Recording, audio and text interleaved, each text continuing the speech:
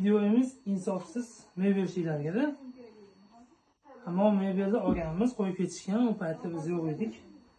Endi tagiga polos solib, bu yoqqa siljitamiz desak, oyoqlari chiqib ketgan. Ikkita samolyot bilan qishatib urib qo'y. Samolyot qo'lda chiqib kelyapti. Bu nima degan gap endi? Pullarni san halollab olmaysizlar. Jana. Nonisi ham chiqib ketgan. Endi nima kerak? Endi buni ham ko'rsatamiz. Oyoqni qaranglar, ahvol. Nima bu?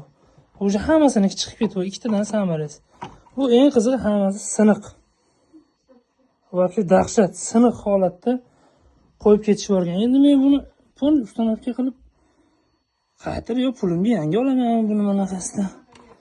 Nima endi bu ahvol? Hammasini belidan urib qo'ygan siniq. Voqea dabdala.